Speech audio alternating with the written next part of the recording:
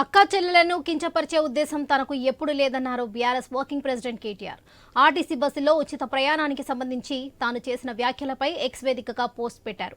Party సమావేశంలో యథాలాపంగా చేసిన వ్యాఖ్యల వల్ల మహిళా సోదరీమణులకు మనస్తాపం కలిగితే విచారం వ్యక్తం చేస్తున్నానని సోషల్ మీడియా వేదికగా తెలిపారు కేటీఆర్. ఇప్పటికే కేటీఆర్ వ్యాఖ్యలపై మంత్రి సీతక్క, ఇతర కాంగ్రెస్ నేతలు బగ్గుమన్నారు. తెలంగాణ మహిళా కమిషన్ సైతం సుమోటోగా విచారణకు స్వీకరించింది. మహిళల పట్ల కేటీఆర్ అభ్యంతరకర వ్యాఖ్యలు చేసినట్లు అభిప్రాయపడింది.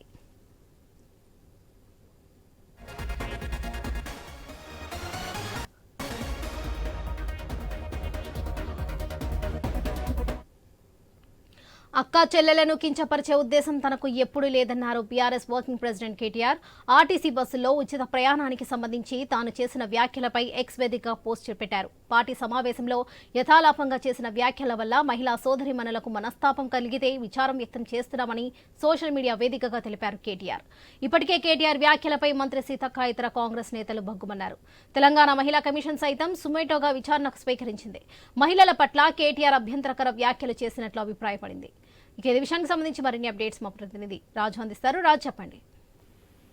లక్ష్మి, కేటీఆర్ ఇటీవల కాలంలో ఒక సమావేశంలో మాట్లాడుతూ ఆర్టీసీ ఉచిత ప్రయాణం వల్ల జరుగుతున్నటువంటి పరిణామాలు వివరించే క్రమంలో కొన్ని సెటరికల్ మాటలు మాట్లాడాడని చెప్పేసి కూడా సోషల్ మీడియాలో వైరల్ కావడం జరిగింది. మీడియాలో కూడా, ప్రధాన మీడియాలో కూడా ప్రచురితమైంది. దీనిపై స్పందించినటువంటి మంత్రి సీతక్క చాలా సీరియస్ గా స్పందించారు. ముఖ్యమంత్రి కుటుంబ సభ్యులు అంటే మాజీ ముఖ్యమంత్రి కుటుంబ సభ్యులైనటువంటి కేటీఆర్ కానీ, ఆయన సోదరి అదేవిధంగా కవితకు కానీ పబ్బు క్లబ్ కల్చర్ ఉండడం వల్లే మహిళల పట్ల కనీస ఇంగిత జ్ఞానం లేదు.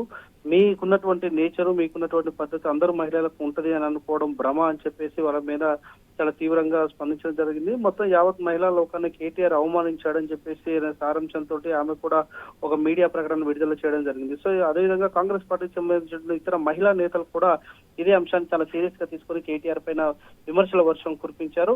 సో దీంతో ఇది ఒక రాజకీయంగా దుమారం లేపింది, మహిళలను కించపరిచే విధంగా ఉందని చెప్పేసి భావించినటువంటి ఆయన కేటీఆర్ మరోసారి ఎక్స్ వేదికగా ఒక ట్వీట్ చేయడం జరిగింది. ఈ ట్వీట్ లో తన మాటల వల్ల మహిళలు ఇబ్బంది పడితే వారికి క్షమాపణ అని చెప్పేసి తాను ఎప్పుడు కూడా అక్క చెల్లెలను కించపరిచే విధంగా మాట్లాడను, అటువంటి పరిస్థితులు నా దగ్గర ఉండవు అని చెప్పేటువంటి ప్రయత్నం చేసి మొత్తంగా కాంగ్రెస్ పార్టీ మహిళా నాయకత్వం నుంచి వచ్చినటువంటి విమర్శలకి, సీతక్క నుంచి వచ్చినటువంటి ప్రకటనకి స్పందనగా ఆయన క్షమాపణ చెప్తున్నట్టుగా మరో ట్వీట్ చేయడం జరిగింది. సో అటువంటి అభ్యంతరకరమైనటువంటి పరిస్థితులు ఉంటే తాను వెనక్కి తీసుకుంటున్నా అని చెప్పేసి కూడా చెప్పడం జరిగింది. వరలక్ష్మి.